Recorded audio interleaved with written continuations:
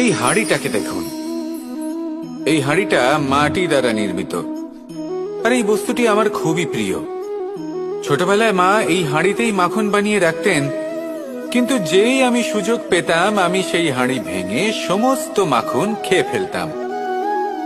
কিন্তু আমার মনে হয় একটা বিশেষ ব্যাপার আছে, যখনই এটার মধ্যে মাখন রাখা হতো তখন মাখন ঠান্ডা হয়ে যেত। আর আমি ভাবতাম এটা কিভাবে সম্ভব হতে পারে, যেখানে এটা নিজেই নির্মিত হয়েছে আগুনে তপ্ত হয়ে। এটা নির্মিত হয়েছে এইভাবেই, কিন্তু এর ভেতরে সবই শীতল থাকে। এটা কিভাবে সম্ভব? এটা এই কারণে সম্ভব কারণ এই হাঁড়ি এমন কিছু জানে যেটা জানা আমাদের জন্য খুব প্রয়োজনীয়। যার জন্ম হয়েছে মাটি থেকে, যার ভবিষ্যৎ হলো মাটি, আর ভেঙে যাওয়ার পরে যা কি সেই মাটিতেই মিশে যেতে হবে, তার